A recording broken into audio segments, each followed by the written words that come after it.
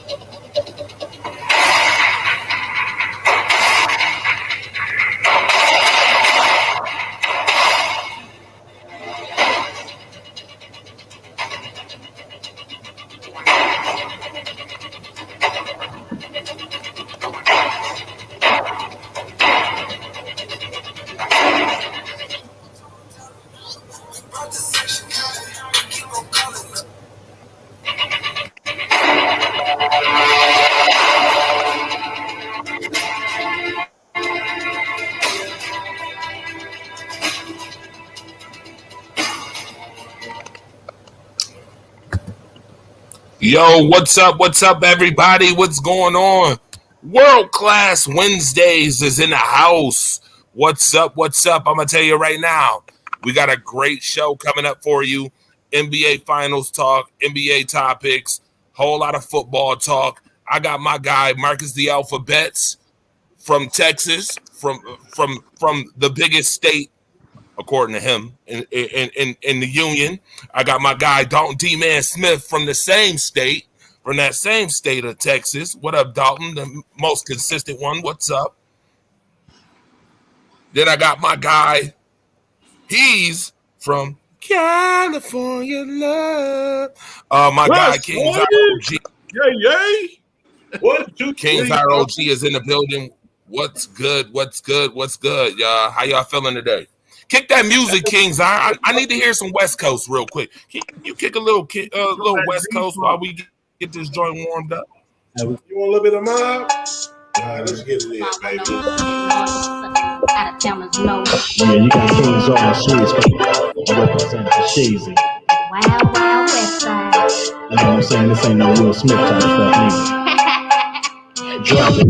Take that thing. World Class Wednesdays, y'all. We got a lot to talk about. Nevertheless, you know what it is, man. My guy, Kings are on the ones and twos.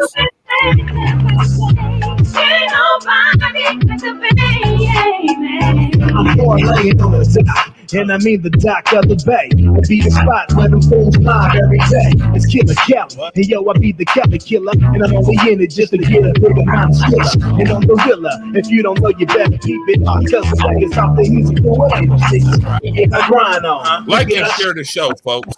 He's like myself, get they grind on. Bumper to bumper, it's usually a Saturday. No one down, baby. Markets and they be hella tight. And ain't no brides like the brides that we got here. Talking about Tigo Bitties, man, the brides are right here. And every day is different from the next day. Cause where I'm from, there's so many different games to play. That's how I got laced, dipping in the game, man. And on that level, ain't no place like the play, man. Take that thing. Gonna spit that game. Ain't no place like the bay, man. Ain't nobody do it better. Ain't nobody like the bay, man. Mobbing deep in the streets of the EOC. It's open city where these niggas show no mercy and pity. Everybody good and fishy. Hand your rim, you gotta zip for some of that light, so don't forget the possibility. You got it, cool, the show. Come on, let's ride. Took to the 15s, bumping the flow, just going down. I'm bitching, the whole crew looking right. Grab the pistol, cause I got no education studies. Oh, not for it. Getting blunted, then we getting the strip back to back. Niggas mad, we ain't giving a bitch, and niggas hectic. You better get a grip and learn to respect a bunch of notches. And that's why we about the window, riding top, I was shining all about the bomb shit. Wish they could, but they not. You fucking scrubs, way out of pocket. Nigga, the jump table and my jacket, no eyes up in your pocket. Say them titties for a carpet. The chain coats to 24 karat. I'ma do my thing, ring on. Feel me? Baby, shake that thing. Gonna spit that game. Ain't no place. I need to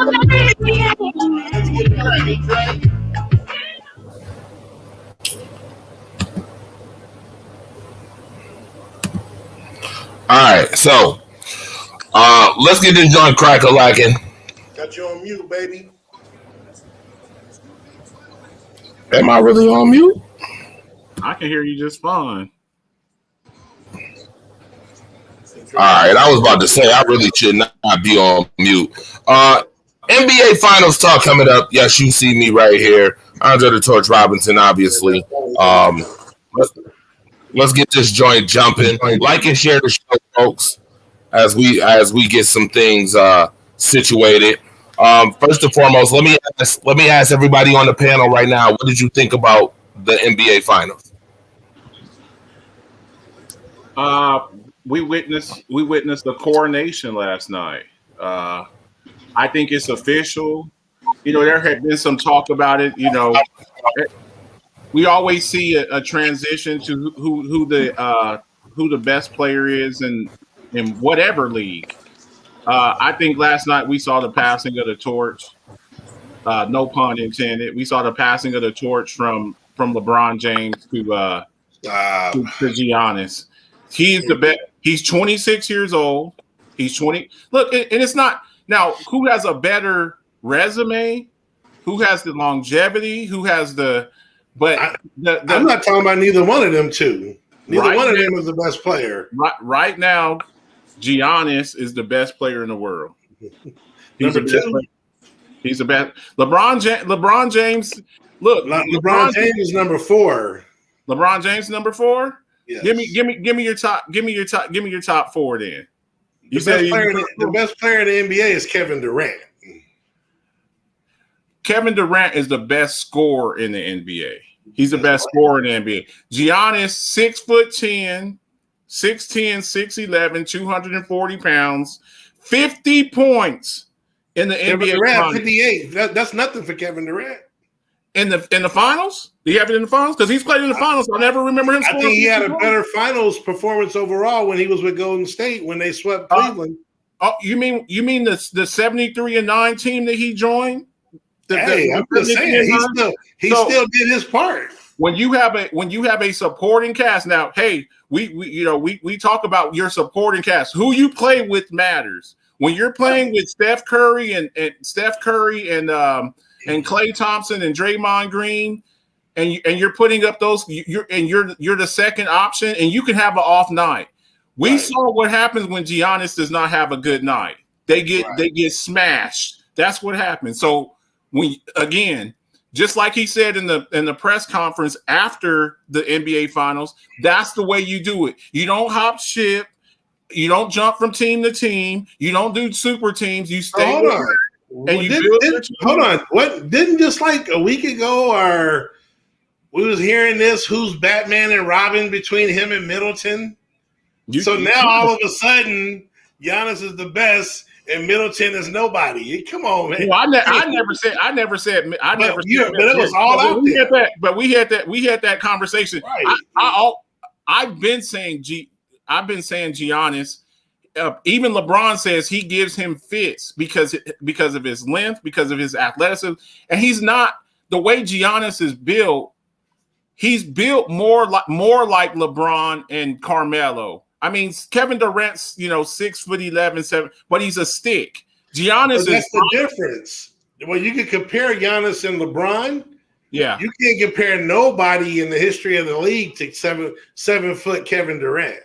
I got he does. And all I saw with Kevin Durant in the end, when his cast, I think Kevin Durant has a better supporting cast in the East. When they're healthy. When they're healthy. Okay, but who's Giannis's supporting cast? and he still brought them out the East, and he still won the NBA Finals. So again, they play in the same conference now, and we're gonna have this discussion next year because I see them being right back in it. You know, Brooklyn's the favorite. Oh, you know who was the favorite going into this year? Lakers. The Lakers, and where were the Lakers at? Well, so again, they got hurt. Again, so it's a marathon. You know, it's a marathon. So, in my opinion, I believe Giannis is the best player today. I mean, you can argue that. I got him number 2, so I mean, you can obviously argue. You know, number 2 ain't bad, but like Ricky Bobby says, if you ain't first, you're last. You know, so I believe Giannis is that dude. He proved it, and I love the speech he gave afterward when he was talking about not, stand where you're at. Who builds a team in Milwaukee, Wisconsin, cheese capital of the world, and to go up there, cheese and beer. Milwaukee's best, 50 points, 10 rebounds, 5 blocks, with the Milwaukee Bucks, not with the Golden State Warriors, not with the Lakers, not with some super team, with the fear of the deer, and to do that, you got to get this man his props. But you got to keep it real. When you got a good supporting cast, you don't need a super team. You got to think about it. You got an all-star in Middleton, who people were trying to put in the same level as Giannis. You got Drew Holiday, who is a very good player and a very dynamic defender. You got Brook Lopez, who is one of only a few centers that are in the NBA leaders in block shots and 3-pointers. So and then Bobby Portis, you can't say enough about the impact that he played on that team. So if you get contributions from 3 or 4 other guys, then you don't need a super team. See, LeBron left Cleveland, even though it was a coward move, because when we would get to the playoffs, like they had Mo Williams, who was an all-star, but then when the playoffs would start, Mo Williams would disappear, or Anton Jameson, who they brought over there, he would disappear. So LeBron got tired of that. I think he still went too far with it, but Giannis was getting contribution from those other players, though. Okay, but you're just talking about a coward move. No move was more cowardly than Kevin Durant leaving OK City and going to Golden State. They're about the same. Him and LeBron about the same. 73-9 is the best record ever in the NBA, in the history of the NBA. 73-9, and they lost. And you go to that team after you were in the Western Conference Finals. I don't think there's any comparison. No. Trust me, I'm with you. I'm not arguing it, but they're both terrible. I thought they both messed up the. So here's the thing: Kevin Durant doesn't do that if LeBron doesn't do the decision, in my opinion. Okay, and I agree, But again, and this is why I think Giannis's accomplishment is more significant. It's a better accomplishment. He's just not a better player than Kevin Durant individually, in my opinion. Well, today he is. Today he is, and then going forward, then hey, they're in the same conference. They're both in the Eastern Conference, and we're gonna have this discussion year after year after year. How old is KD? Like 30, 31? Giannis is 26 years old. He's 26 years old. He's coming into his absolute prime. Yeah. He's going into it right now. Right now, he's going into it. If he's not already in it, I think we've kind of seen the best of Kevin Durant. I'm not saying you always have the decline. He's on the top of his decline. He's right there. Next step is going down, but he's still there right now. Right. But Giannis, you never know when Father Time is going to come. It could come in Game 10. It could come against Shaq when he was on the Heat in 06. He was dominating. They played the Mavericks, and he couldn't do nothing. Yeah. He told Dwayne Wade, man, I can't do nothing no more, and Dwayne Wade took over. Yeah. So you never know when Father Time is going to show up. And again, with their body styles, I believe Giannis is built more sturdy than KD is. Like if you lean on KD and you rough him up, that's the way you beat KD. That's Right. that's what you have to be. You can't do that to Giannis. You can't. So but hold on. Here's the difference, and this is why I like KD better. I'm glad you brought that up. Giannis can't shoot. Giannis has to play in the paint. Giannis starts with the ball up top and has to go to the hole. Kevin Durant can shoot from anywhere in the arena, so he doesn't have to go in the paint and play that physical ball game. Okay, but I'm saying that's generally guys that play power forward and center. That's where they play. They're in the blocks. Well, back in the day, they were. Giannis is more of a classic post player, banging down low and using his physicality. Right. So it's your preference. You like Rocky Road. I like chocolate ice cream. They're still both delicious, but it's really more of a preference thing. But to me, that durability, because here's the thing about it, you can always, Shaq played for a long time just beating up people down low. Those kind of skills don't really erode. Your shooting will go away, and your athleticism will go away. Just being a big dude that stands down low and beats up people and mauls people in the lower block, that's one of those skills. It's like a puncher, in boxing. That's the last thing to go. Being big and physical in the paint, that's the last thing to go. Hell of a series for Giannis, and congratulations to the Deer up north. And I'm not letting Dre off the hook with this Batman and Robin talk. Like them two dudes are in the same Nightwing talk. I'm trying to put Alfred in the same class as Batman. Stop with that madness. This ain't even Monday Night Madness. This is Wednesday. World class, baby. World class. I don't know if you can hear me, but what you got, D-Man? What y'all talking about? Y'all still talking about the NBA Finals? The finals, NBA Finals. Well, honestly, that was pathetic for the Suns. They choked last night. Congratulations to the Bucks, and I agree with you, Marcus. Giannis is going to be passing the torch. Give it up. You think Giannis is the best player in the NBA, Dalton? Yes, sir. Who's second? Call me a homer, Luka. Oh wow. Yeah, you go. I don't know if I got Giannis at 1. I got KD at 2, and I'm looking at trajectories. I'm looking at trajectories. I'm going to always give the nod to the young superstar over the old superstar. I'll give you my top 5. Go ahead. KD, Giannis, Kawhi, LeBron, Harden. And I could go with those 5, just not in that order. I could go with those 5, just not in that order. And actually, give me Dame over Harden.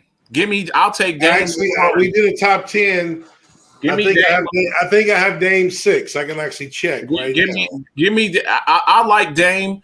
The thing with Dame for me is he plays in Portland. A lot of times you kind of get overshadowed by where you play. You don't get that props because you play in the Pacific Northwest. So a lot of people on the East Coast, and you live on the West Coast. Yeah. A lot of times you have that East Coast bias because they're watching those games. These people aren't going to stay up till midnight watching the game on the West Coast. So a lot of times when Dame is doing his damage, everybody on the East Coast is asleep. So they miss a lot of that. You'll catch the highlights, on Sports Center or whatever. But watching this guy, during the live game is something totally different. This guy, he's a special talent, and I just don't think that he gets the credit he deserves because of where he plays. No, I had Dame 7. I had Anthony Davis 6 after Harden 5, and I had Dame 7. So it's not that far apart. We ain't got Curry. I don't got Curry in my top 10. I think he is overrated, brother. Oh my wow! I mean, overrated to where people have him. He's in my top 20. He's not in my top 10. Okay, I got you. Dre, Dame is the best point guard in the NBA. Yeah, I only have one point guard in my top 10. So to round out my 10, 6 through 10, like I said, it's Anthony Davis, Dame Lillard, Luka Doncic is 8. And then I got 2 centers, Joker and Embiid at 9 and 10. Okay. We ain't got AD in there? I said So- 6. Okay, got you. You said I had two centers. Okay. Joker and Embiid are 9 and 10. Okay, I got you. What you got, Dre? You got awful quiet here. I need some fire, man. What's up? Yeah, I need some fire. First and foremost, the fire gets started when the fire gets started. And he got kicked out again. Hey, someone used the fire extinguisher. Fire extinguisher. They used some. They took the air out the fire. But hey, Matt, there's no hate on Curry, man. I live out here in the Bay. I don't know where you live, and like I said, the dude is good, but I mean, I can point out. I mean, they're in the finals. He's won 3 championships and has no finals MVP. He didn't even get a finals MVP. How the hell does Iguodala get a finals MVP? If you're that great, he does not have a finals MVP under his belt. And that Journeyman got a finals MVP. He's very good. He's a very good shooter, but he's limited. On defense, he's a liability, and he's not as athletic as Westbrook. Dame can shoot just as good as him, and Dame does not get Whoa. Dame, you saw the All-Star game this past year? Okay, I'm talking about their career. I would dare say, and I don't like to use a whole bunch of superlatives, Steph Curry's the best shooter I've ever seen in my life. He's one of them. He's not two. I think Larry Bird is the best shooter I've ever seen. When you talk about unlimited range, hold on, let me cut you off. They wasn't doing that back then. Hold on. If Bird played today, and that's what he was practicing and doing from French Link, Indiana, shooting jumpers in his backyard all day, you don't think he could shoot from there? Marcus, let the fire starter get in on this. Let the fire starter get on this. First and foremost, see, earlier my equipment wouldn't even let me acknowledge the fact that that King Zaire was right. He was right. He was right about the Bucks. I give him kudos. Right?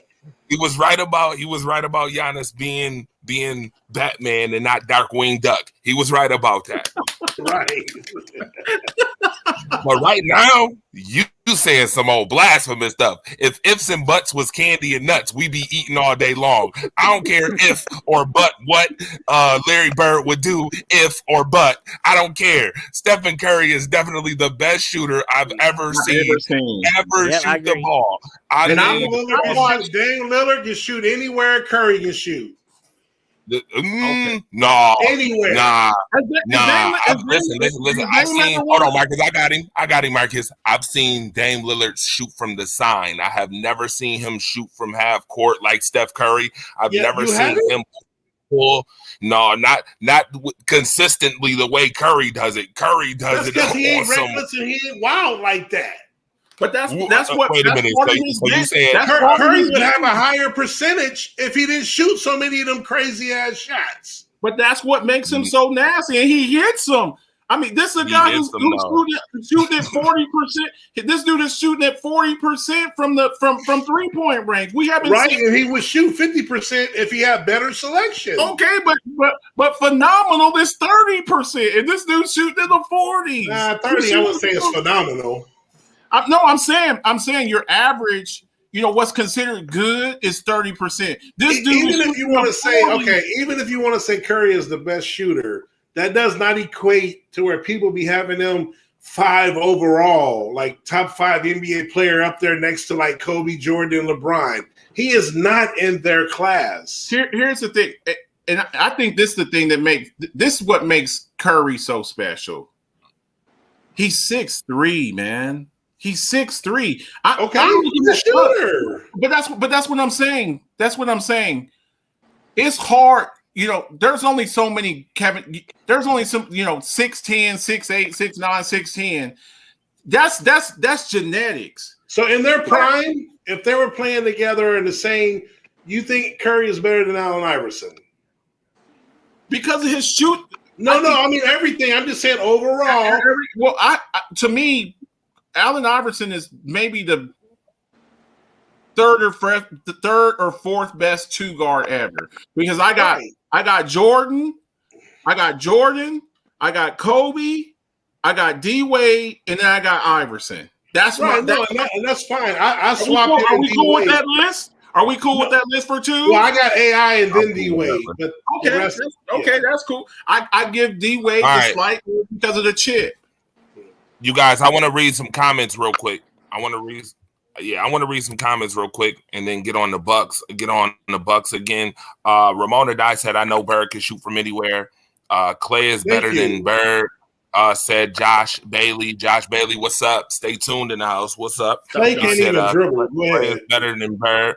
Ramona said, I agree. Bird was the best shooter ever. Dame a liability on defense too, said Josh Bailey. He proved himself. He was playing double the minutes, said Matt Askew. What's going on, Matt? Good to see you. Kellen for the culture, what's going on? Good to see you as well. Ramona said, hi, Dalton. D-Man. Hi, Ramona. She said, what's up? How you doing?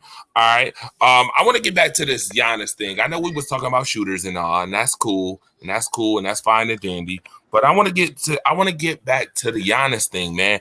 Giannis averaged 35, 13, and 5 for the finals.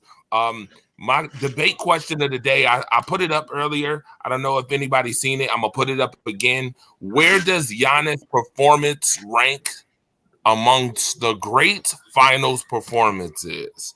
Let's get back on that real quick. Let's get back on Giannis. I don't want to take too much time talking about other players who ain't even in the playoffs and who ain't make the playoffs. All right. Debate question of the day. Giannis finals performance ranks where amongst the greatest finals performance? Put it in the comment section. Also, I do have a call line open, folks. If you want to call in, 716-481-8249 is the call line number. You see it here, okay? Boom. King Zara, I'll start with you.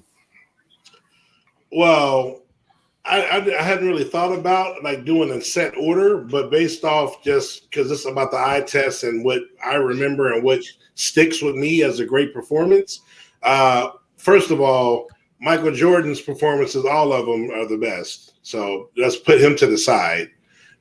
So the best performance I've ever seen outside of Michael Jordan, and I've always said this, and it was Michael Jordan-esque, and that's 2006 when Dwayne Wade took over for Miami when Shaq went up to him after they were down 2-0, and he said, hey, big boy, he said, little brother, I can't do nothing. You got to take over. He literally went and told him that, and Dwayne Wade, I think, averaged 40 plus the last 4 games. I don't know what the average was for the 6 games, but for the 4 games, he averaged over 40 a game. And the stuff that he was doing on that court was amazing, and it was Michael Jordan-esque. So that's the second best performance as far as player-wise. After that, you could probably put Giannis there. The only really big, great-time performances, and I was just talking to Marcus about it, is Kevin Durant with the Warriors, how he just manhandled LeBron. LeBron didn't want to guard him, and how he was just busting from everywhere. I don't remember his exact numbers. He won Finals MVP, but Kevin Durant put on a show. Despite being on the Warriors, he still manned up and put up an incredible performance against so-called the best player in the NBA. So I would say between, Jordan, Wade, then you can argue between Durant and Giannis. So probably somewhere 3rd or 4th all time. I look, sometimes because the guy is so quiet, I think sometimes we forget. We're forgetting those Tim Duncan finals with the Spurs. I love that one where was it 12 when they beat the Heat in the finals? I thought that was 14. I mean, Kawhi won MVP in that one. But what some of the performances I saw from Tim Duncan. He had a couple earlier. You're talking about you want to go with 07 when they beat LeBron. That was he won MVP. He won. How many did they win? Tim Duncan's got 4, right? I thought Tim Duncan had 4. So I think Duncan. So I think Duncan's got 2 Finals MVPs.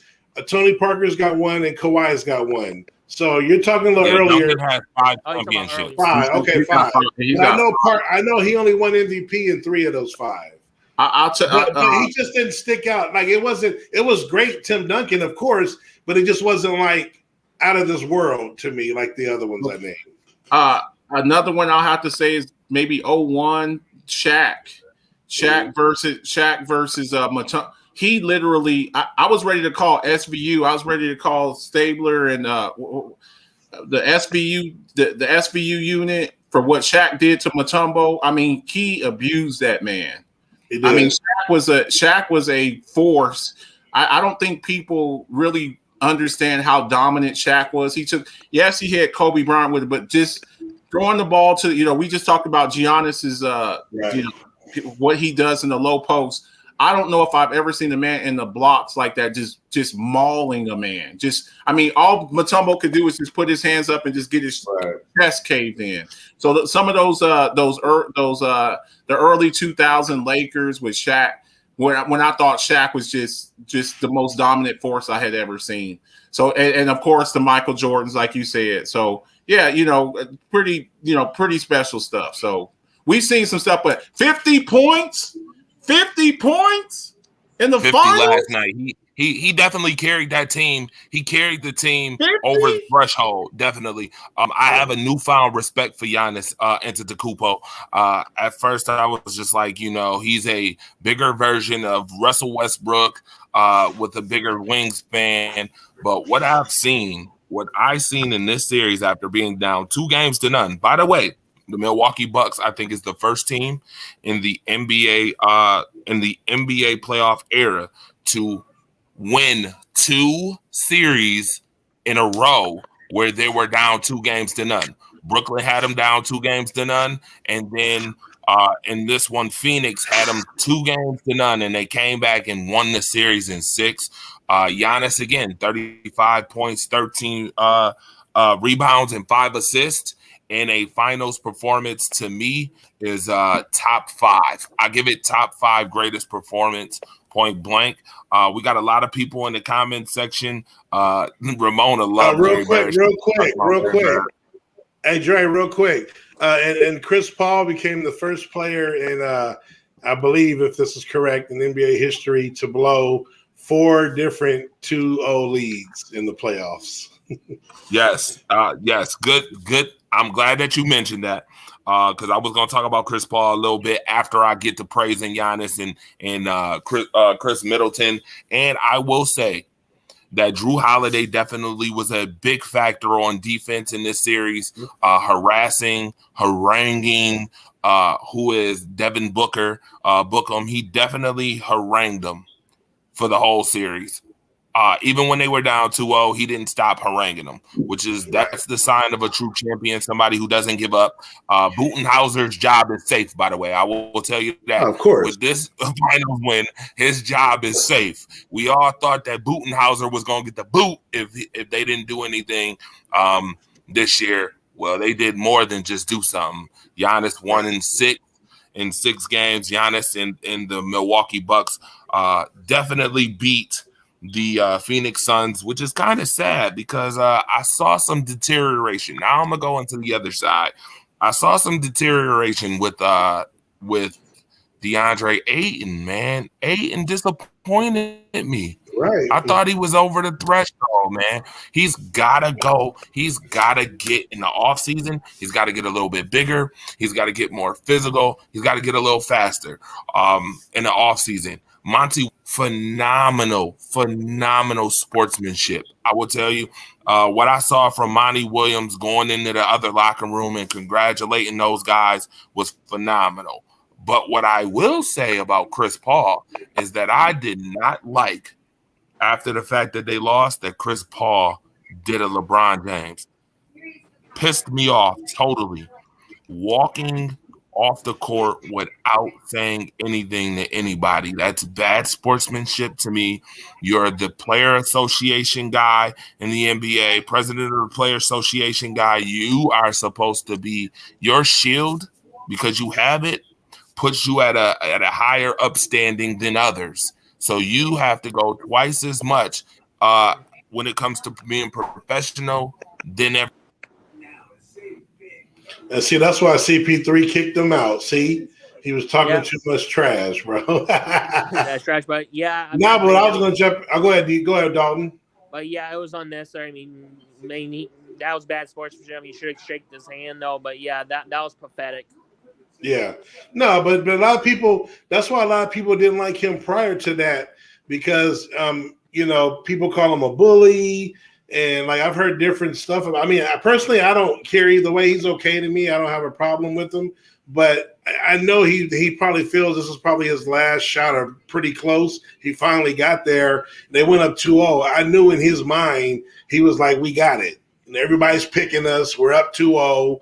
And I think he truly thought he was going to win the championship.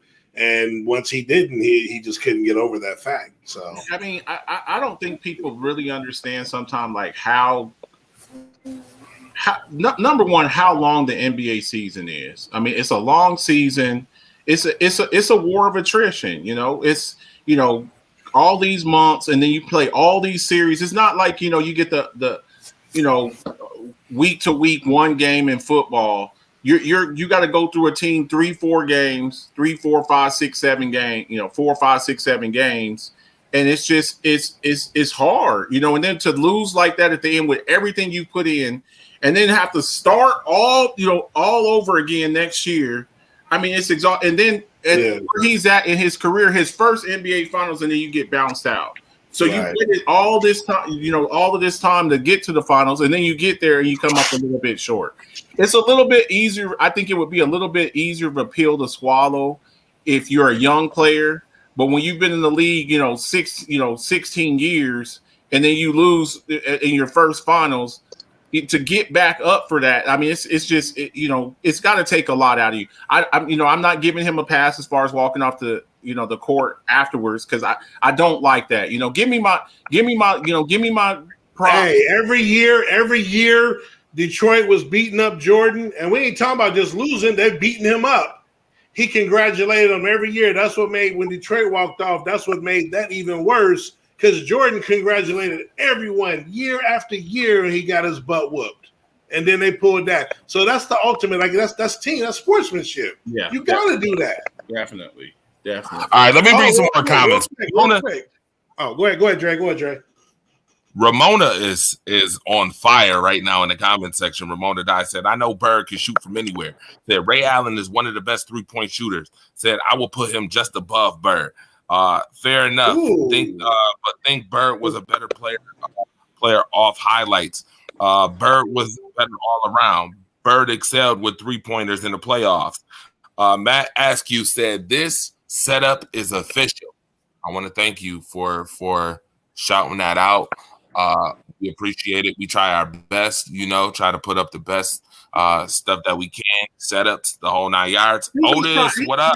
Yeah, he's just trying to get some love for ENMU over there because he's trying to get everybody to watch him against Central Washington week 1. I see you, son. You ain't slick. I see you, man. I see you. Hey, what I wanted to say about Ayton, when Dre brung up Ayton, and I remember telling everybody, if you rewind back to the first round, when that first game against the Lakers, when I think he had like 30 and 16 and Anthony Davis didn't do nothing. And I was like, don't feed into that. Don't make him the next big center because of that. And then the next 2 games, Anthony Davis ate his ass up with 30 plus when Lakers went up 2-1. And then Anthony Davis got hurt. And ever since then, if it wasn't for that, they wouldn't even been in the finals 1, 2. We wouldn't even talking about no Ayton. So I've been saying, I don't like saying the word fraud because he's a good player, but people were just putting this label on him. And now we saw what he did in the finals, kind of what Dre just said. And I've been telling people you can't label. They got to do it for a minute. You can't. One big game ain't gonna do it. And I've been telling people that. Or one good season. Ramona said Bird won the first 3-point shootouts. Hell, he knew he was going to win and asked the locker room who was going to take the second place. I mean, look, I like Larry Bird. And maybe this is going to seem a little bit blasphemous because I do think Larry Bird is he's an all-time great. I was never sold on his athleticism though. I mean, he was a hell of a. You got guys now that can shoot who are athletes, and I think that's the hard thing now to defend. And then I'm going to also say, those Celtics teams were stacked. again, I always look at who you play with too. How many of those Celtics are in the Hall of Fame? When you're talking about Parrish and Ainge and Dennis, what is his name? Dennis Johnson and Kevin McHale. I mean, they were stacked over there. And you know, he was a cog, and he was the leader of the team over there. Bird was a killer, bro. He was definitely a killer. But I think when you look at the athleticism of the game now, this is what I'm gonna tell you. Hey, Mark, this is what I'm gonna tell you. You go to YouTube, you can Google many stories. Same with Jordan. Same with the guys. You know where I come from. You can Google many stories where Bird told someone and the player was more. Go to X McDaniel. I just watched one with Xavier McDaniel, who was the bruiser and very athletic. And what Bird told him he was going to do to him, and told him I'm going to get the ball. There's many stories where Bird told his opposition what he was going to do and did it, despite the athleticism you're talking about. That's how dope Bird was. That's the difference of these kids nowadays. Yeah, he was definitely look. There's no doubt about it. I don't want to take anything away from what he did, but when you're talking about Steph Curry, like when I'm talking about when Steph Curry is pulling up from half court with 18 seconds left on the clock. I mean, that to me, that's just an ill-advised shot. Huh? Just an ill-advised bad shot that luckily goes in. It looks ill-advised until he hits it. Well, let me say this. First of all, majority of those type of shots that he takes is when the shot clock is down to zero. But I also want to get into this too. Ramona said he could shoot left-handed whole game, still won. Bird, biggest ish talker. Same can be said for Jordan. Josh Bailey said that's nice, but he ain't a better shooter than Curry. Aaron's Matter, Marcus, she said, I won't let you talk bad about my man Larry Bird. Speaking of which, since we are the Rise Up family and we got world-class Wednesdays going on, I want to talk about this family right here real quick before we move on. Did you know that one of Giannis's brothers had a championship ring before him? The other two brothers finally got a ring. Said it was awkward at the dinner table because Costas got his ring before me. So the other two brothers, Thanathis and Giannis. Well, it's Giannis. You got to leave the G out on this one. That's Giannis ended up. I do it all the time, so don't worry. Giannis getting championships. So they're the first family, one of the first families to all have championship rings. Also, something else that's very interesting to be noted, and I will show the slide before we get into NFL talk, because we got some NFL talk coming up for you guys. The first 45 minutes, obviously, has been about the NBA Finals and NBA talk. Folks, like and share the show right now, all right? If you are on YouTube, please like and share. Let everybody know. If you're on Facebook, like and share the show, all right?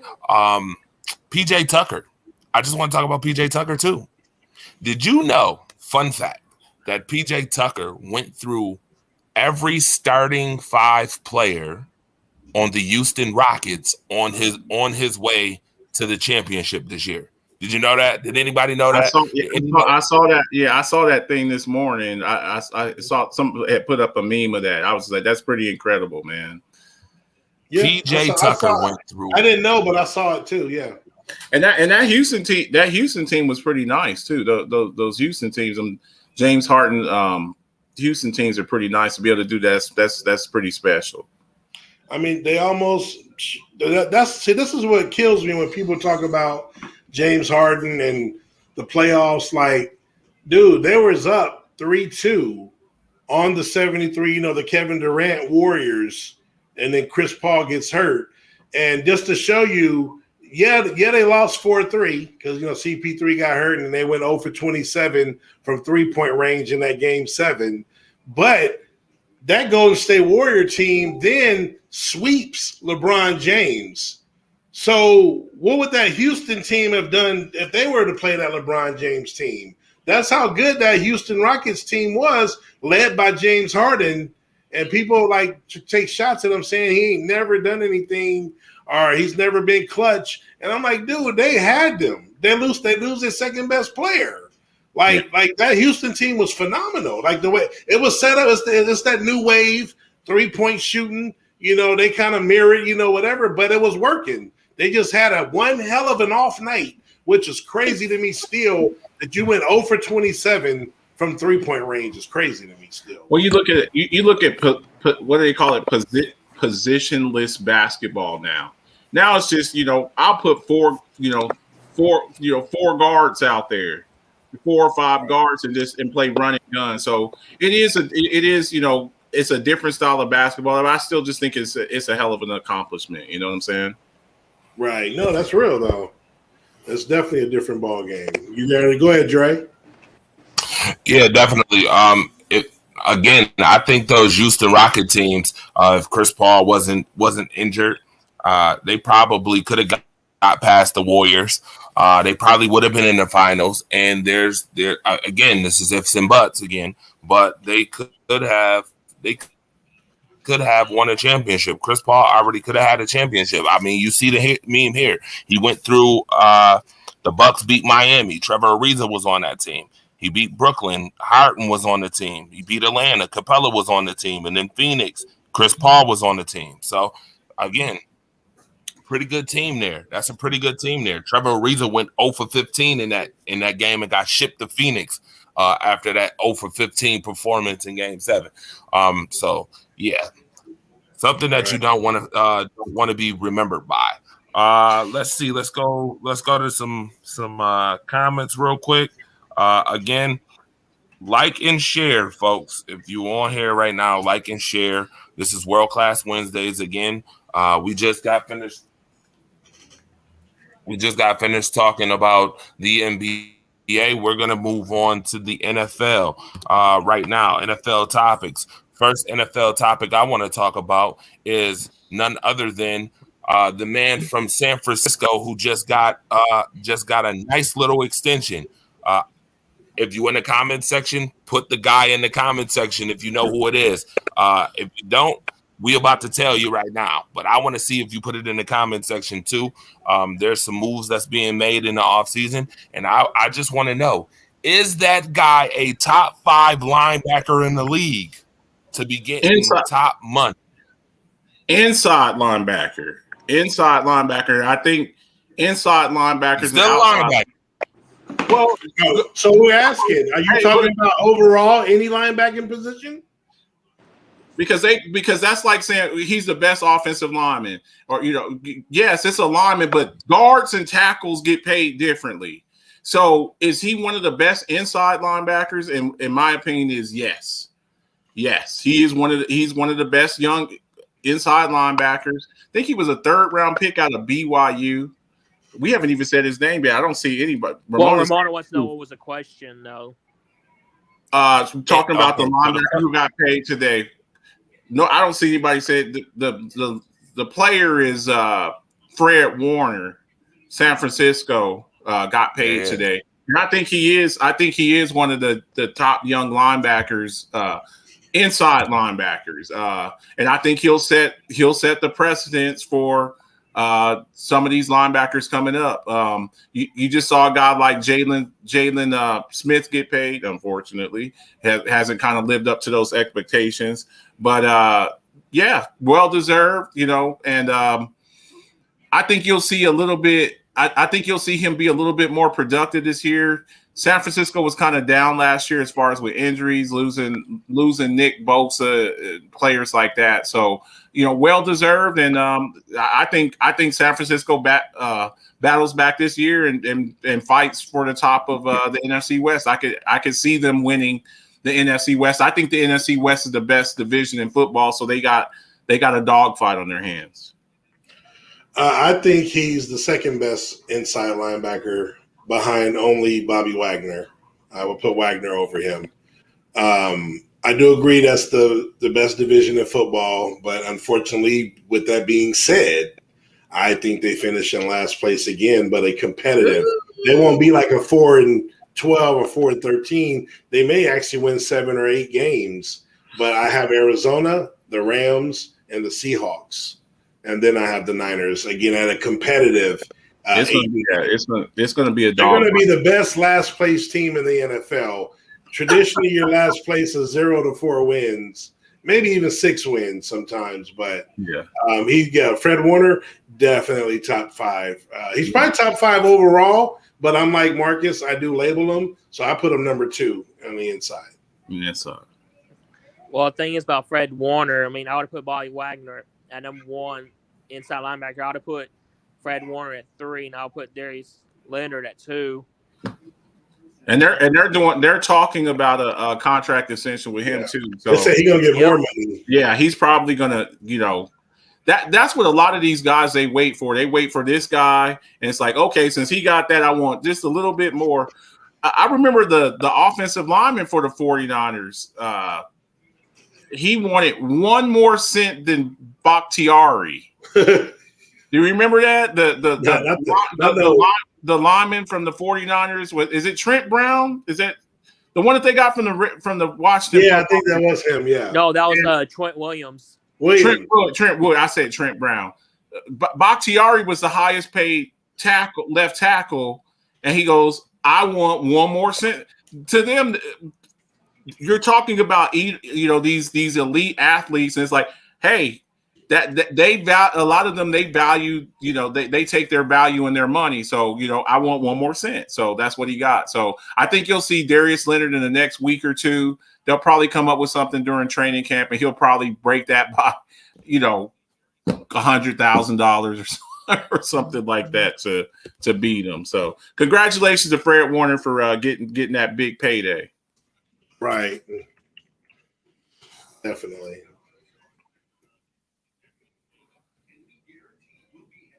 Look at Dre doing the Matrix right now. We can't hear you, Dre. Can you hear him? Nah, he's doing the Matrix right now. Well, we got a few minutes. My bad. I'm saying right now, Fred Warner is pretty good. Can y'all hear me? Everybody can hear me? Yeah. We can hear you now. Okay, good. You're still doing the Matrix, right now. I'm gonna just let y'all know right now we battling, and it's all good. You know why? Because I got family that hold us down. In good times and in bad times, we got family that hold us down. Nevertheless, with that being said, Fred Warner is pretty good. He's pretty good. He's probably second, third best inside linebacker since we're making specifics on the position. Middle linebacker, inside, outside. You got to differentiate. You got to differentiate. Inside which one? Yeah. I think he's an impact player for a team that definitely, was missing some key players last year on the defensive end. This year with those players back, I expect Fred Warner to live up to that money. He better live up to that money. I mean, the defense for the 49ers better be going to the moon this year.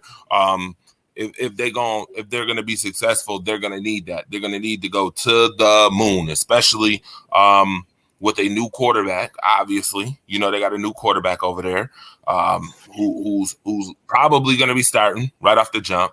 So they're going to need the defense to ride. He won't start off. I think I said probably. I said probably. At some point, he's going to start.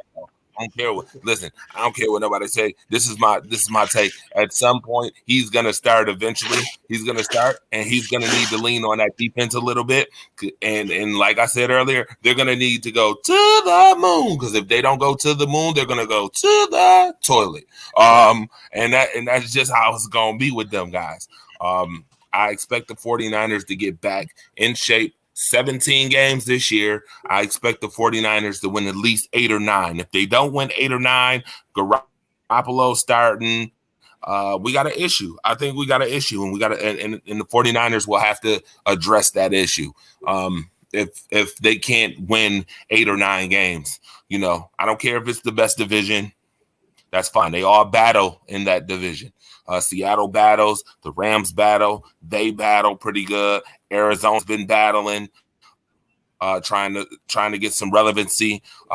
So I expect better from them this year. No excuses. All right. It's either to the moon or to the toilet. All right. With that being said, I'm going to allow these guys to talk about the Dallas Cowboys a little bit for a second. These guys, for the next 5 minutes, will be talking Dallas Cowboys talk. I want to hear from you guys what's going on in Dallas Cowboys land, and then we're going to get to the next topic. You want to go first, or you want me to go? Go ahead. They flew out to Oxnard yesterday.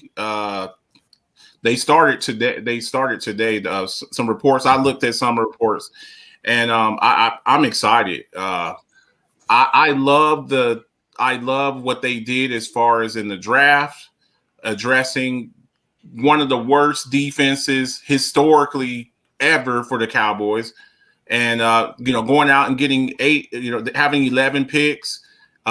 Spending 8 of those picks on the defensive side of the ball, bringing in a guy like Dan Quinn. And I know a lot of people are going to talk crap about Dan Quinn. Oh, what he did in Atlanta. I feel like some coaches are better off as coordinators. I'll give you an example. Wade Phillips. He was a terrible coach. I know we have a lot of people. We have a lot of people, viewing from Buffalo. I think you all will agree with me. As a head coach, he was not that great of a head coach, but I've always thought he was a damn good defensive coordinator. Rex Ryan, great defensive coordinator. Romeo Crennel, great defensive coordinator. So bringing him in, this is the guy who was the architect. Dan Quinn was the architect of the Legion of Boom. Going out, bringing in a guy like Ken O'Neill, bringing in a guy like DeMontre Casey at safety. A guy who's had 10 interceptions in the season, switching Keanu Neal to linebacker from the safety position, and then going out. Even though I wanted one of those damn corners, and Ramona, I told you personally responsible for not letting me have one of them damn corners, and Patrick Surtain and J.C. Horn. But I think Micah Parsons is a hell of a consolation prize. I think he's going to change life for this defense.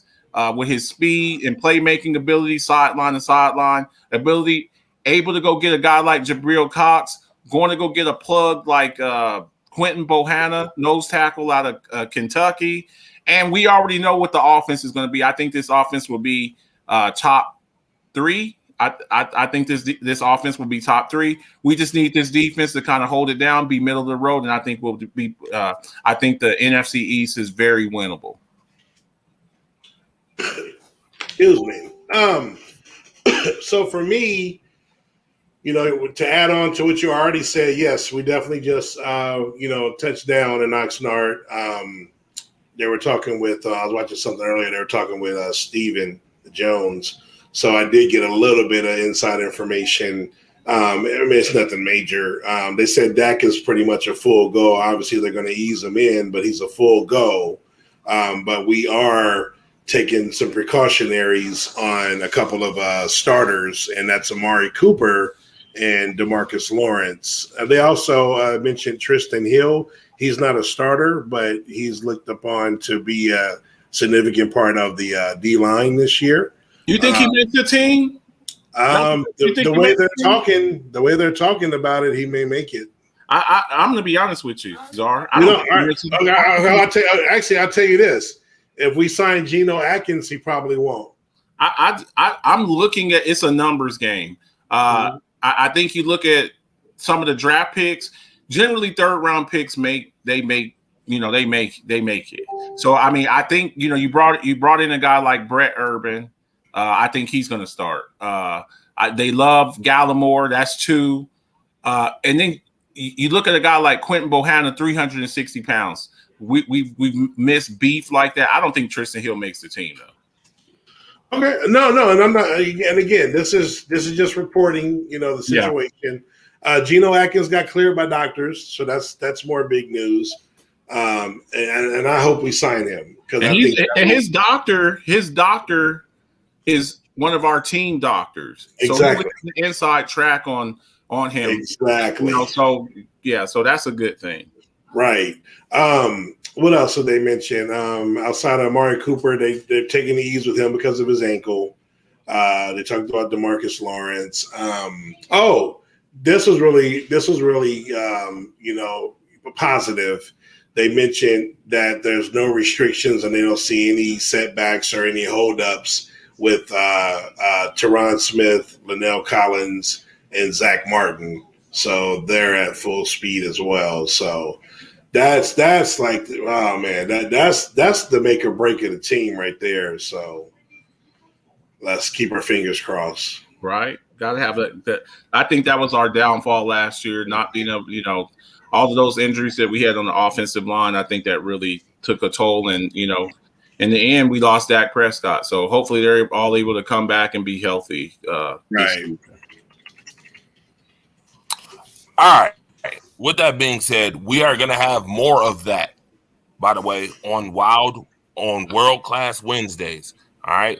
World Class Wednesdays. Make sure you check out World Class Wednesdays every Wednesday, 8 p.m. Facebook, YouTube.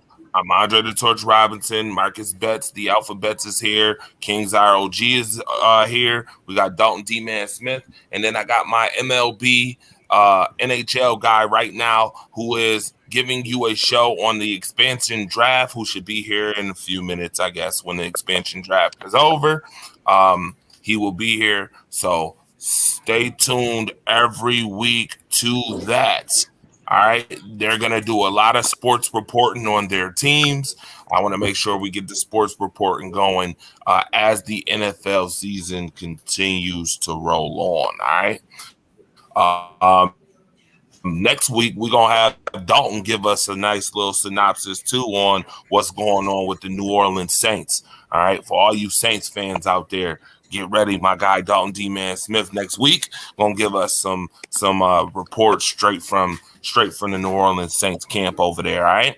Now, a couple more topics before we get off tonight. All right. I want to talk about some safety issues. Obviously, safety is a big, important thing in the world, period, point blank. But as it pertains to football, we got to talk about these top three safeties because I've heard multiple different synopsis from different people with different opinions on who the top three safeties are. So I got a couple here, and I just want you to tell me, is this a top three safety? Put it in the comment section, or you can call us 716-481-8249. You can tell us why they are not. All right. But I'm going to start with Kansas City Chiefs safety, the Honey Badger. All right. Your thoughts on the Honey Badger?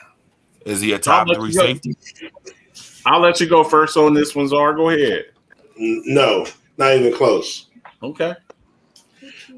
So if I'm looking at it from, and I'm just putting again, I know you have the free safety and the strong safety, but just I'll put them together.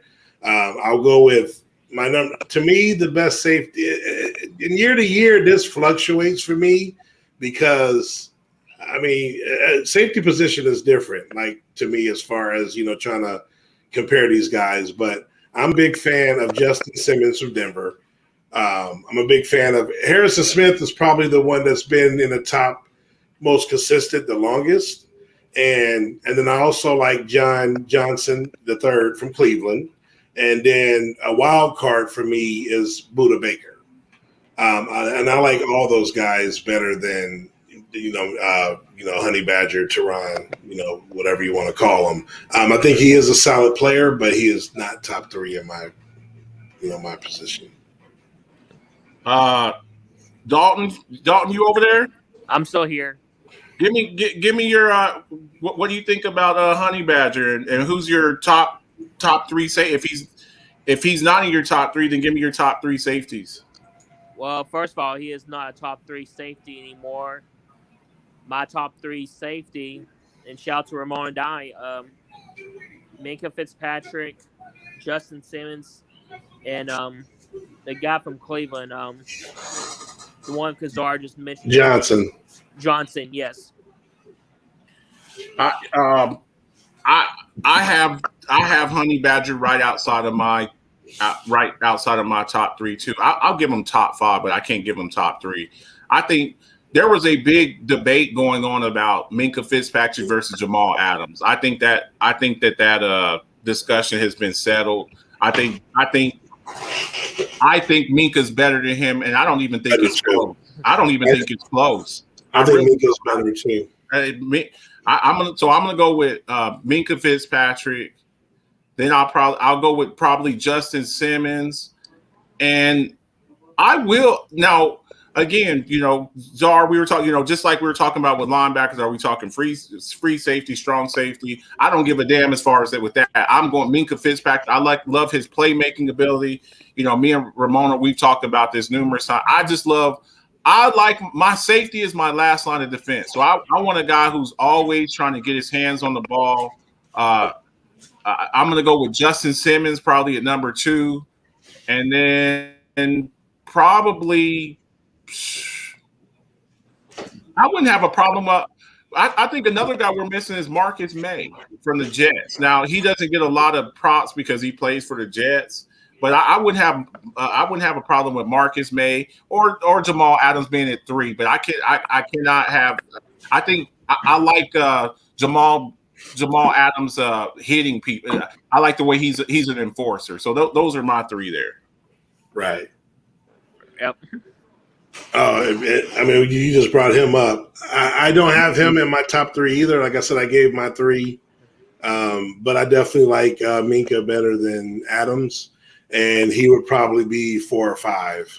Minkah on my list. I'm not trying to take Jamal Adams away though, but he didn't play much last year because he had injuries last year with the Seahawks.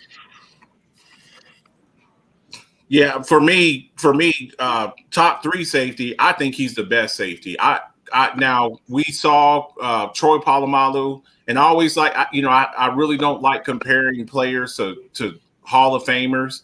And in a couple of weeks, we're going to see Troy Polamalu be inducted into the Football Hall of Fame. He reminds me a lot. His game reminds me a lot. He's always around the ball, picking off the ball, forced fumbles, fumble recoveries. He's always around the ball. So for me, yes, Minkah Fitzpatrick, I have him as my best safety, period. So yes, he's definitely in the top 3 for me. Okay. And there's my number 1 guy right there. Yeah, he's definitely in my top 3. Again, I have Minkah Fitzpatrick at 1, and I don't have a problem with this guy being number 2. I thought, Czar, you probably saw it too. You're a Cowboys fan. The Cowboys were heavy on, pursuing him, and right. he did a 1-year deal, right? He got franchise tag, right, or did he get a long-term deal? I think he got franchised. I think he got franchised too. So he's going to be. And here's the thing: I think after this offseason, a lot of these guys that we're talking about here, they're in contract years. I believe Minkah Fitzpatrick, he's in the contract year. And this guy, he's on a franchise tag. He's on the contract year. So a lot of this stuff is going to be settled this season, and we're going to find out who's going to be. I expect Minkah Fitzpatrick to be the highest paid safety whenever all the dust clears. It's going to be interesting. That's about positioning and when you came into the league for sure. And then what the Steelers gave up for him, giving up that first-round pick, coming over from Miami, sometimes just going to a good organization, it changed your life, leaving from there, getting away from Adam Gase, the worst coach ever in the NFL. He's a terrible coach. Getting away from there and going to a winning culture like Pittsburgh, I thought, you just saw how much it changed for him. So, congratulations to him. And who do we got there? Who's that right there? I think that's J.C. Jackson. That's not McCourty. McCourty is 32, I believe. McCourty is 32, but but that's Jackson. I don't have Jackson or McCourty nowhere near the top 3. Neither one of them. J.C. Jackson's a corner. He plays on the other side of Stephon Gilmore. So no, he's not a top 3 safety because he's a cornerback. Yeah. No.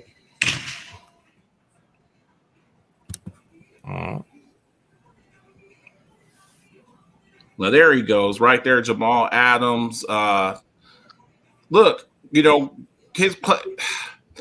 I like him, but he's more of a box safety. Now, when I'm looking, Again, it depends on what you're looking for your from your safeties. If you're looking more for a center fielder, covering a third of the field, not letting the ball get over your head, that's more your Minkah Fitzpatrick guy. If you want a guy who's going to come up and crack your skull and give you some support in the running game, that's Jamal Adams. So I don't have a problem with Jamal Adams being top 3. I think he's kind of a liability when it comes to coverage, but if you're talking about, extra run support, this is definitely the guy. I don't have a problem with him being in the top 3. I think Justin Simmons is a little bit better though, and I think Minkah Fitzpatrick is a little bit better. I'm waiting for him to put up. Oh, that's it. They Dalton ain't getting no respect. One guy we didn't mention was Marcus Williams. He's not better than Minkah Fitzpatrick. No, but it's arguable with a couple of them safeties he had up there. Well, but still, I would not name Marcus Williams a top 3 safety. So no, top 5 or 6 though. I just think he doesn't get enough props though. I mean, he's a good ball hawking skills, but I like Marcus Williams. But anyway, what was that? Was that Jamal? Speaking of Jamal, you just talked about that. Yeah, so again, him and Mink. I think him and Minkah and Justin Simmons, they're about to be the next crop of safeties to get paid. I think Minkah gets paid first. I really do think Minkah gets paid first because, to me, he's been the most productive. He's been the most productive. Me and Ramona, we were just talking about this before the show. We were talking offline.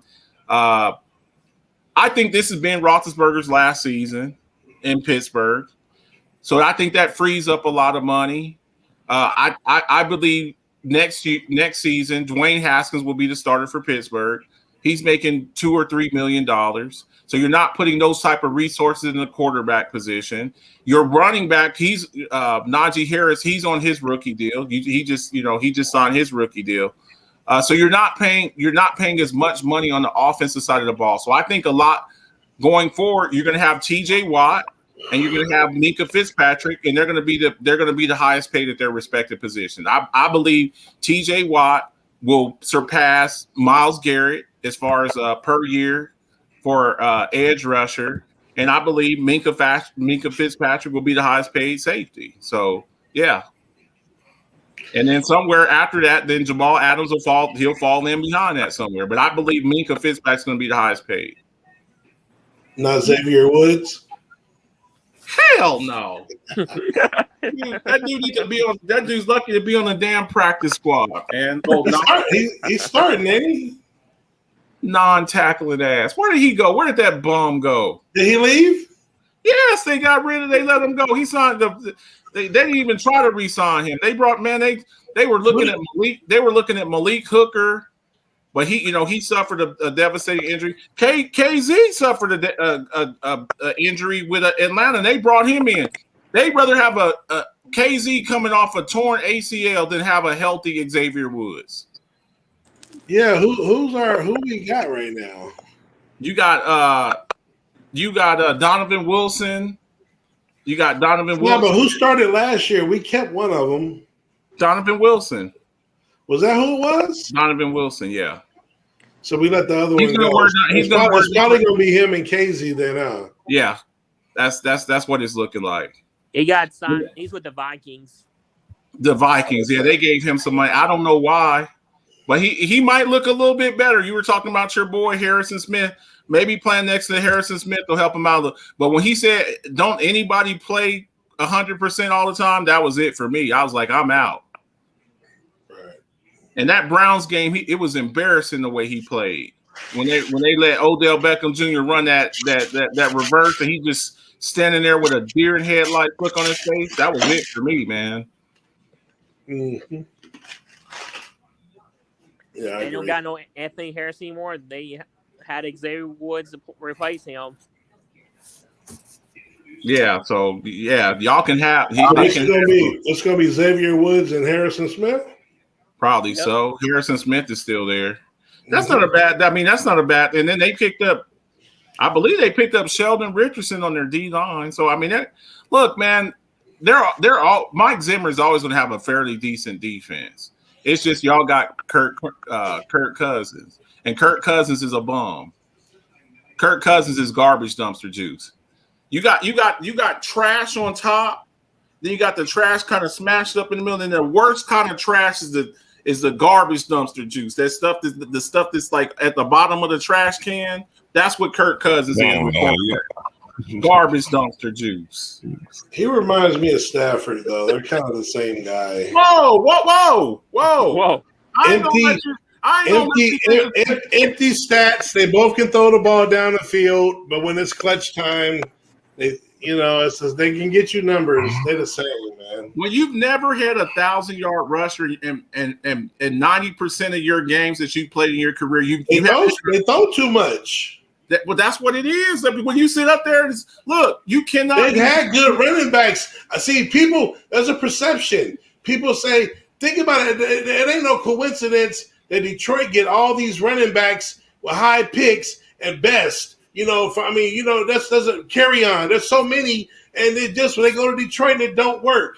I'm starting to believe it's the other way around. It's Detroit, man. Some franchises are. Let's keep it a buck. You got some franchises that are just cursed, and Detroit is one of them. Until recently, Cleveland's been one of them. Detroit is where careers go to die, and that's why Detroit gets all these dudes. And I pick them in fantasy. I job at best. I carry on. I'm telling you, they're talking lovely about these dudes, and they have one solid year. And then either Javi got hurt. I know. So they carry on. Yeah, I mean, it's tough when you get injured, But I mean, they got a nice little 1-2 punch over there. I like the kids. I like what they got again. I like Swift. Is something going to happen? Because so look, they trade the quarterback. All the receivers are gone. So it's like now they're putting Swift in a bad position. And they're putting Y'all thought Jared Goff was bad with the Rams. Watch him with the Lions. I actually think he's gonna be better than what people think because now there's no pressure. I think he's gonna get killed. I think the Smith boys with your Green Bay Packers, Ray. Them Smith boys, they go. Somebody said SVU. Somebody sent SVU for them for Jared Goff because he about to get roughed up bad, man. Yeah, he's not gonna be answering for the Lions. I mean, they got to face the Smiths. They got to face Khalil Mack, Roquan Smith. Bears defense. Yeah, he's in trouble. You look at the pass rushers in the NFC North. You got what's his name? The boy. Anthony Barr. You got Anthony Barr. You got Khalil Mack. You got Khalil Mack, man. Khalil Mack is hit or miss, though. I mean, they got Roquan Smith. The boy that they got from us for the 1 year, Robert Quinn. Robert Quinn. Yeah. I mean, on the other side, he's not the guy that he used to be, but he's all right. I think Jared Goff's going to be running for his life, though. So, hey, good luck to you, man. Don't they got their line ain't terrible, though, is it? Well, they picked up the kid. Was it Slater or was it put? Did they get Sewell? No, they got Sewell. They got Sewell, right? The kid out of they got Sewell out of Oregon. I think the line is okay, though. Yeah, that's one guy. I ain't even talking about Sewell. I think I had to do some research. I don't think they have a terrible line though. But their receiving core is terrible. No, I know. Letting Kenny. Kenny Golladay was always hurt though. But I mean, when he played, he was pretty damn good. Marvin Jones went to Jacksonville. Yeah. So who are you throwing the ball to? So yeah. I think the tight end gonna have a good year. Hawkinson, T.J. Hawkinson. Yeah, Man, Iowa, they put out some pretty damn good. You look at the tight ends that they put out there. I mean, Noah Fant, George Kittle's from Iowa too. They got some pretty damn good tight ends over there. So yeah, Iowa ain't got much to brag about, but the tight ends is pretty solid. So I think that was everything. Czar, talk to him, man. where can we find you, man? What you up to? Talk to him, man. Man, you can catch me in traffic. If you see me, just wave. I might fly by pretty quick in the fast lane. But other than that, just watch the dust, like Martin said on one episode. Other than that, we here World Class Wednesdays. We do big things, and Monday, Drake coming back to the Monday Night Madness. You can catch me on Stay Tuned and Talk Your Ish on Tuesdays. I got a jam-packed schedule.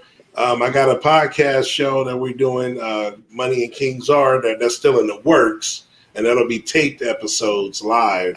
Not going live, but there'll be YouTube and some other platforms. But stay tuned for that information as well. But yeah, let's just keep it going. He got his hand in a little bit of everything. Dalton, talk to him. Where can we find you? What you up to, man? What's up? Well, I'm from Texas. We also need to wave at me. We have a Kazar's show Monday nights. I want to know Drake's coming back next week. Shout out to Josh Bailey. Stay tuned. Shout out to Devon and Irving for Texas Sports. Shout out to Ian McCallie for Sports Tango. Shout out to Ramona Guy and Marcus Beck for the Alphabet Show. And also come watch me on the Jaw You every other Sundays in the pay-per-view wrestling show. Okay, that's what's up. Y'all know, well, what's up with me? You got the Alphabets football show Friday nights, 10 o'clock Eastern Standard Time with my co-host, Miss Diehard. We're going to be chopping up this week. We're going to be talking about we're going to break down the NFC South. We got special guests. We got Buck Flair in the house. We got a Falcons fan in the house. We got a Panthers fan in the house, and we got D-Man. He's going to be there also. So come and check us out on Friday night. I'm on YouTube. You can go out there, like and share and subscribe to the page, and I'll be here on Wednesday. So that's what's up with us. So make sure you're tuning into all of the Rise Up shows, man. There's a lot of diversity. We got some new stuff coming up, and we thank you all for your support. Dre, let's get them. You know what it is, man. You know what it is. Listen. I want to thank everybody who genuinely supports, unequivocally, just genuinely supports positivity, genuinely supports good sports talk. I appreciate that. Whether it's Monday Night Madness or it's Stay Tuned or it's Alphabet's football talk show or it's World Class Wednesdays, I appreciate you guys who continuously, unequivocally, and expeditiously, and with the utmost sincerity, and you guys who just support real positivity. I can't say enough about what that can do for someone. While we sitting up here talking about world class, you guys have world class influence. You never know how you can influence someone's life with your positivity or with your words of realness. I will continue to state that. It is super important to stay genuine, real, and true to what you're doing. That is super important. With that being said, it's going to be important that these guys that's on the panel next week, we are going to start because the football season is coming up. I need your very best NFC East rosters of all time. I need Dalton Smith's NFC South best rosters of all time. I will give you next week NFC North's best roster of all time. We breaking it down by division. No more just NFC, AFC. No, we're going to break it down by division. I want your best NFC East greatest of all time rosters. All right. I want your NFC South greatest of all time rosters. And then we're going to put it all together and you guys are going to vote on which team would actually win if they all was put together on one field. All right. We gotta start breaking these things down. Little chemistry here. We're gonna break some things down and then build some things up. All right. So stay tuned to more sports reporting and more dissecting of these sports. We're gonna get into dissecting some things here. All right. Doing it different from everybody else. All right. Stay tuned to World Class Wednesdays. Every Wednesday, 8 p.m. Shout out to the Sports Angle and everybody that's at the Sports Angle. Shout out to the Alphabet Show that's coming on Friday. I can't wait to watch that. And we're going to do some other things too. Just watch. Keep watching. Keep tuning in. I ain't giving up. No, I ain't giving you no hints. None of that stuff. But continue to keep watching. All right? I'm excited. I'm rejuvenated. And if you have not read any of the Rise Up Right articles, go to the challengernews.com and read those articles. It is super important. Support 2021. All right? We good? Everybody, we good? We're good. All right. Couple last comments. We got them already. Right. It was another good show, you know what I mean? So it definitely went down like prom dresses, I can tell you that. Yep. That's for sure. So hopefully the parents wasn't watching. Right. And we're gonna hold it down till the power button goes off. And you know, we might shoot. Real quick, since I got another Cowboys fan over here, I want your pet cat. I want your pet cat for the Cowboys training camp. Since I got another. The guy who you are looking forward to most that you expect to rebound. Who are you looking at? Who you got your eyes on? DeMarcus Lawrence. I think he would in this Quinn system. I think they're actually gonna. If he's gonna do anything, I think that he's set up for Quinn's system to really rush the quarterback. Okay. Dre, that's it. We'll get out of here while we still got you here. For sure, man. I told you it's a battle today. Couple last comments. Brad White said, "Good news." And said, "William Bombard, let's talk about the Cowboys."